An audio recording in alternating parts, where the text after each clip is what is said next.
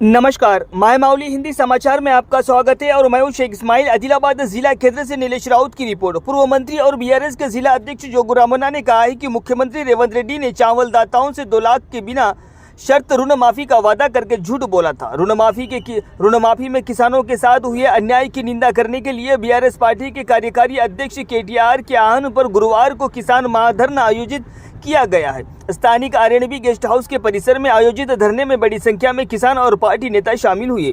गुलाबी श्रेणु का गठन किसानों के साथ सरकार के व्यवहार के विरोध में किया गया था। उन्होंने सरकार की नीतियों की निंदा करते हुए नारे लगाए और जिन नेताओं ने पिछले दिनों कांग्रेस पार्टी की बैठकों में दिए गए आश्वासनों का उल्लेख किया, उन्होंने अफसोस जताया कि राज्य सरकार उन्हें लागू करने में बुरी तरह से विफल रही है। उन्होंने कहा है कि हजारों किसान विशेष रूप से ऋण माफी के कारण बहुत परेशान हैं और पूर्व ऋण माफी न होने और योजना के कार्यान्वयन में के कारण पीड़ित है। इस हद तक पूर्व मंत्री और बीआरएस जिला अध्यक्ष जोगू रामन्ना ने कहा है कि मुख्यमंत्री के अपने निर्वाचन क्षेत्र में किसानों के लिए पूर्ण ऋण माफी नहीं होना सरकार के प्रदर्शन का प्रमाण है।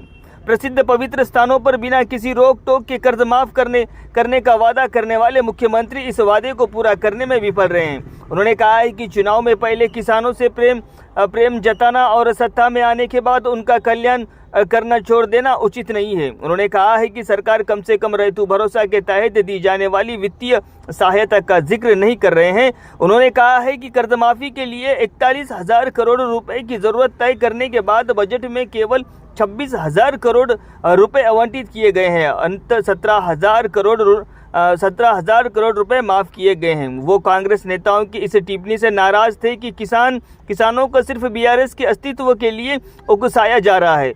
उन्होंने स्पष्ट किया है कि जब किसानों के साथ अन्याय होगा तो चुप बैठने का कोई मतलब ही नहीं है। उन्होंने किसानों को भ्रमित करने के साथ ही उनके साथ खड़े होने का आरोप लगाया। उन्होंने दोहराया कि अगर आंदोलनकारी किसान विरोध करते हैं तो उनके खिलाफ मामले दर्ज किए जाएंगे और चाहे कितने भी मामले दर्ज किए जाएं, वे न्याय मिलने तक किसानों के पक्ष में खड़े रहेंगे।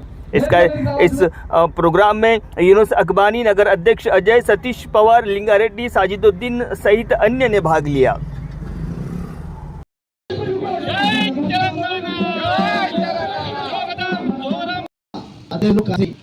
మన అష్రఫ్ గారు అట్లనే ఇంకా సెన్స్ ప్రెసిడెంట్లు మహిళా అందరూ కూడా తెలంగాణ రైతాంగం కానీ ఆదిలాబాద్ రైతులందరూ కూడా 2 లక్షల రూపాయలు తీసుకున్నటువంటి ప్రతి ఒక్క రైతును వెంటనే రుణం మాఫీ చేయాలండి। వెంటనే చేయాలి। ప్రతి రైతు 2 లక్షల రూపాయలు తీసుకున్నటువంటి ప్రతి రైతు రుణాన్ని వెంటనే రేవంత్ రెడ్డి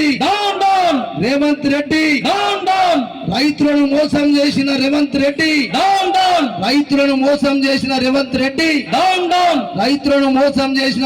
రెడ్డి ఒకేసారి మాఫీ చేస్తాని రైతులను మోసం చేసిన రేవంత్ రెడ్డి ఒకే దఫాలో ఒకేసారి మొత్తము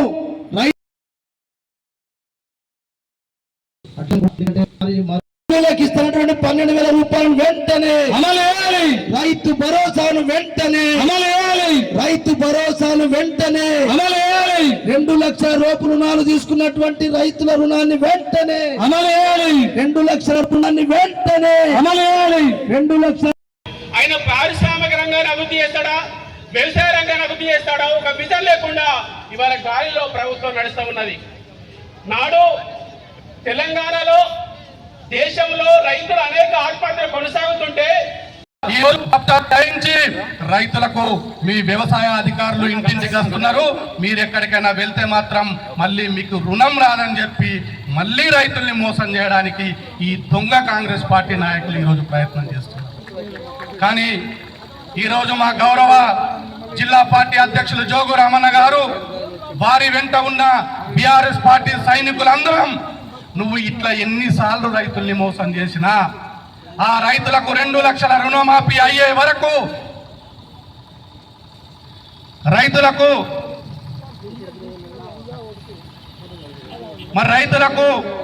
2 లక్షల రుణమాఫీ బేషరతుగా అయ్యే వరకు ఖచ్చితంగా రైతుల వెంట ఈ బీఆర్ఎస్ పార్టీ ఉంటుందని చెప్పి ఈ ధర్నాముఖంగా మేము రైతులకు హామీ ఇస్తూ కాంగ్రెస్ పార్టీ మోసగాళ్లకు హెచ్చరిక చేస్తుంది।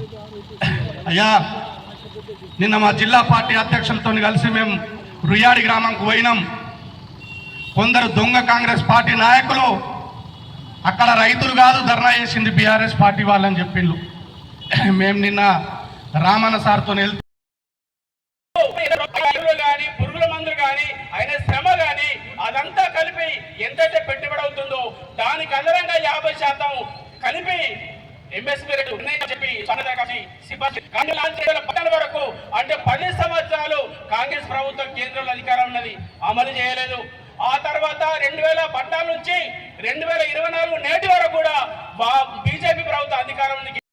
అభివృద్ధి కోసం రైతు బంధు, ఆనాడు రైతు ఖరీఫ్ సీజన్ వచ్చిందంటే విత్తనాల కోసం ఎరువుల కోసం ఇబ్బంది పడుతున్న క్రమంలో రైతులకు ఇబ్బంది కావద్దని చెప్పి రైతు బంధు పేరుతో 10,000 రూపాయలు ఇచ్చి విత్తనాలు కొరత లేకుండా, మందుల కొరత లేకుండా వ్యవసాయ అభివృద్ధి కోసం వ్యవసాయ రంగాన్ని ముందుకు వేసుకొని చెప్పి రేవంత్ రెడ్డి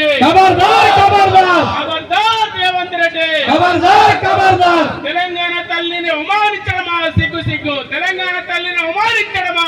సిగ్గు సిగ్గు సిగ్గు సిగ్గు. తెలంగాణ రైతాంగాన్ని అవమానించడమా?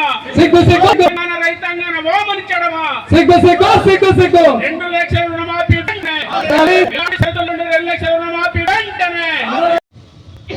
అవమానించినటువంటి మన ముఖ్యమంత్రి గారు అందుకే మొట్టమొదటిసారి ఇలా తెలంగాణ తల్లిని అవమానించిన రేవంత్ రెడ్డి గారికి మరి ఇలా బుద్ధి రావాలని చెప్పి తెచ్చిన తెలంగాణలో ముఖ్యమంత్రి అయినా తప్ప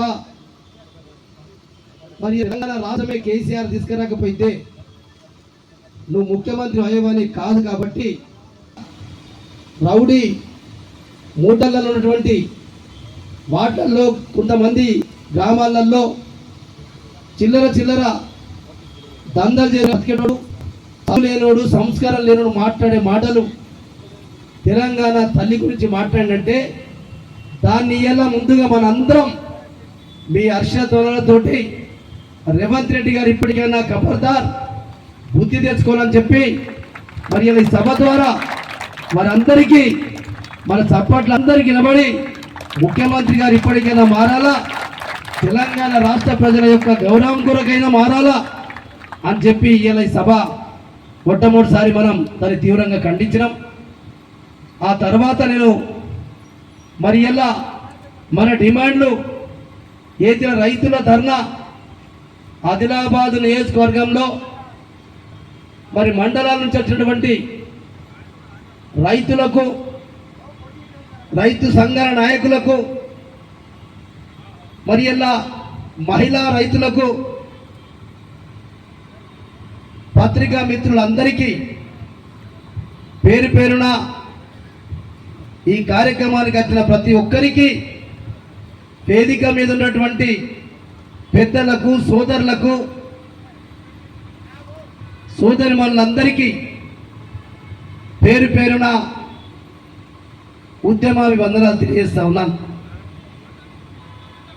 2 లక్షల రుణమాఫీని వెంటనే మోసం చేసిన రేవంత్ రెడ్డి, రైతులను మోసం చేసిన రేవంత్ రెడ్డి ఏకకాలంలోనే 2 లక్షల లోపు రుణాలను వెంటనే, ఏకకాలంలోనే 2 లక్షల రుణమాఫీని వెంటనే